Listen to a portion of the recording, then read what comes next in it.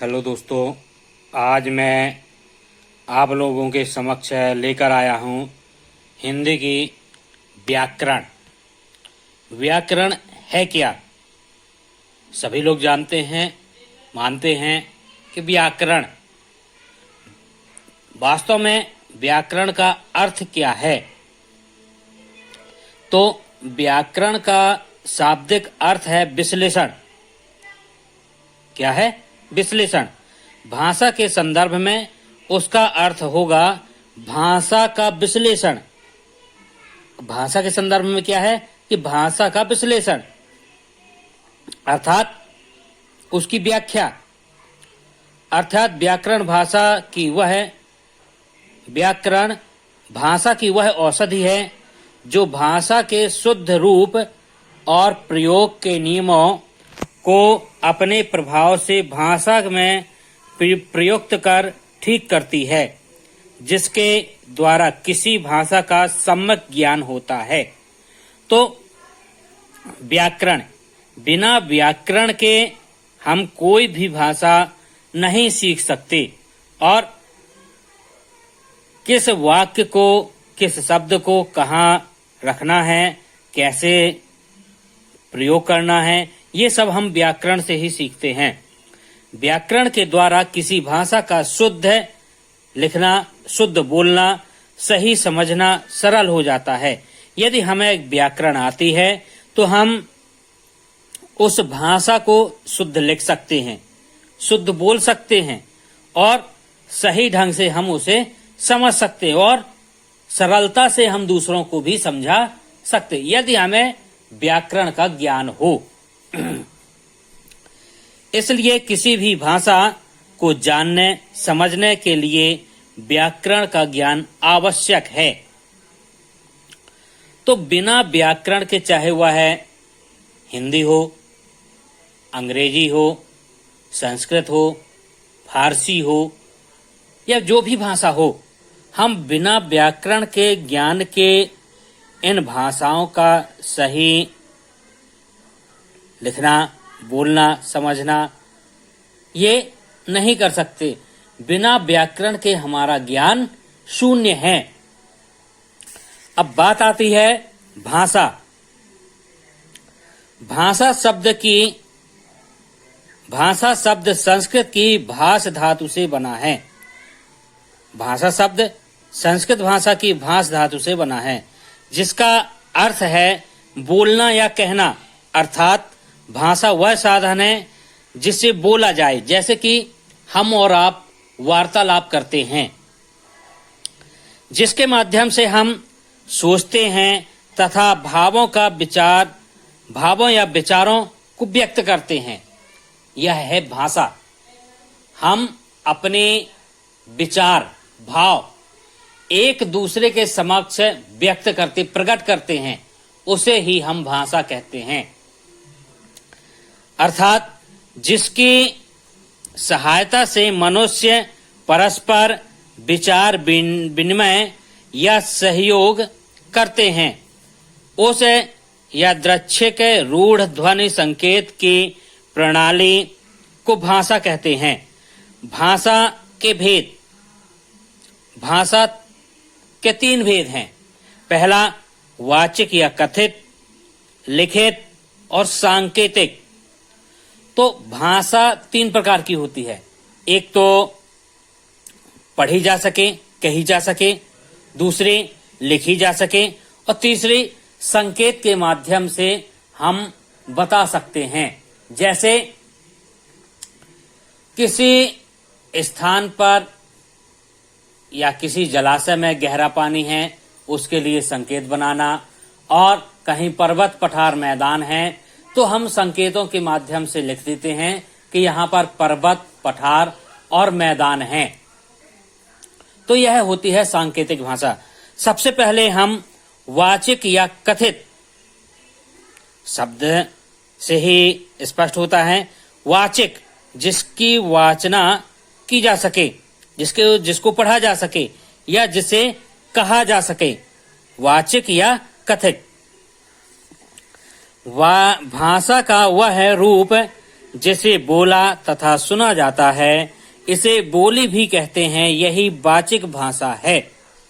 तो भाषा का वह रूप जिसे बोला या सुना जाता है। हम आप बोल रहे हैं, मैं बोल रहा हूं, आप सुन रहे हैं, यह क्या है? बोली है। और यही वाचिक भाषा है। लिखित भाषा का वह रूप जो लिखा, देखा एवं पढ़ा जा सकता है। जैसे कि आप इस वीडियो में देख रहे हैं, जो ये शब्द लिखे हैं, ये लिखे, बोले एवं पढ़े जा सकते हैं और देखा भी जा सकता है। अब तीसरी बात आती है सांकेतिक भाषा का वह स्वरूप जिसमें इशारे से भावों को समझा जाए और संकेत भाषा कहलाती है। भाषा का वह स्वरूप जिसे इशारे से भावों को समझा जाए या समझा जा सकता है, सांकेतिक भाषा कहलाती है। जैसे एक गूंगे को प्यास लगी है तो वह अपना अभिव्यक्त कैसे करे? तो संकेतों के माध्यम से अपना एक हाथ है, जैसे कि मैं करके आपको दिखला रहा हूं,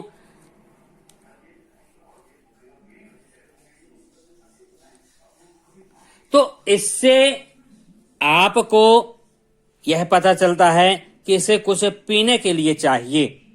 अब भाषा का गठन, जैसे कि आप लोग जानते हैं, आप नगरवासी हो, शहरवासी हो या ग्रामवासी हो। छोटा सा उदाहरण लेते हैं, नगर पंचायत का गठन। तो नगर में एक एक पार्षद चुना जाता है। वह अध्यक्ष को, उपाध्यक्ष को निर्वाचित करता है। तो इस तरह से वह एक नगर पालिका कहलाती है। तो इसी तरह भाषा भी कई अक्षर, शब्द एवं वाक्य, ये तीनों ही भाषा के मूल आधार तत्व हैं, क्योंकि भाषा वाक्य से मिलकर बनती है। भाषा किससे मिलकर बनती है?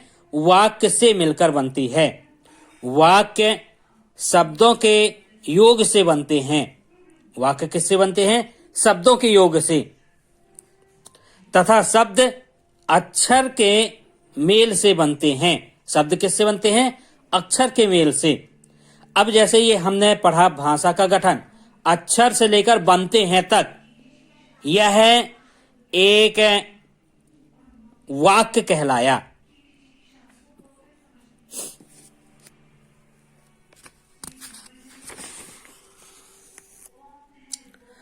सबसे पहले वर्ण।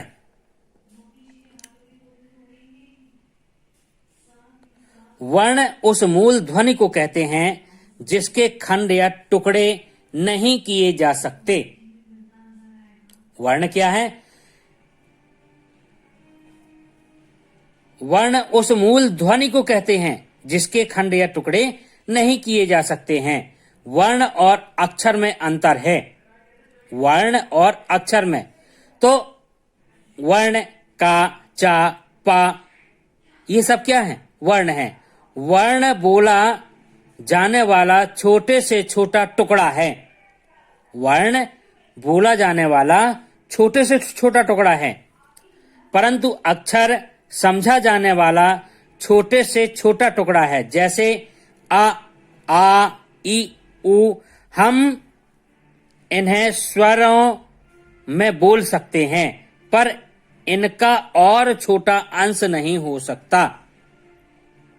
इनका छोटा अंश नहीं हो सकता, इसलिए इन्हें वर्ण या अक्षर दोनों कह सकते हैं। किसको किसको? आ, ई, उ, इनको।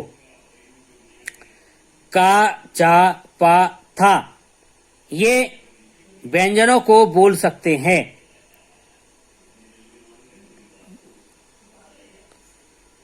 इन्हें स्वरों में बोल सकते हैं, पर इनका और छोटा अंश नहीं हो सकता, इसलिए इन्हें वर्ण या अक्षर दोनों कह सकते हैं।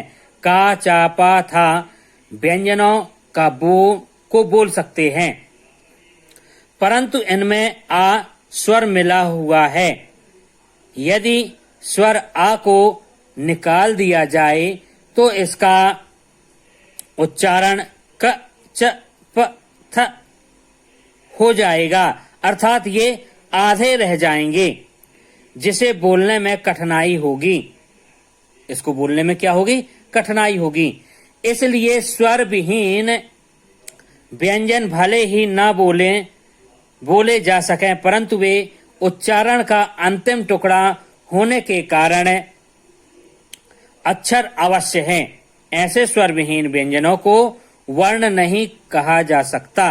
इस प्रकार संपूर्ण स्वर वर्ण और अक्षर दोनों कहला सकते हैं, परंतु संपूर्ण स्वर रहित व्यंजनों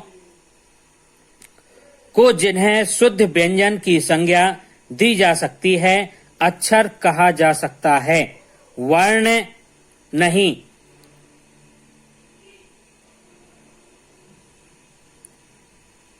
अब इसके आगे मैं आपको अगले वीडियो में बतलाऊंगा। दीपावली आ रही है, घर को सजाना है, सामान खरीदना है, लेकिन ध्यान रहे हम कहीं शत्रुओं का सहयोग तो नहीं कर रहे। हमारे देश की सुरक्षा में लगे जवान चीन से सीमा की सुरक्षा करते हुए बलिदान हो गए। न कभी भूले हैं, न कभी भूलेंगे। इसके बाद भी क्या हम चीनी वस्तुओं से अपनी दीपावली मनाएंगे? चलिए मनाते हैं ये दीपावली चाइना फ्री वाली।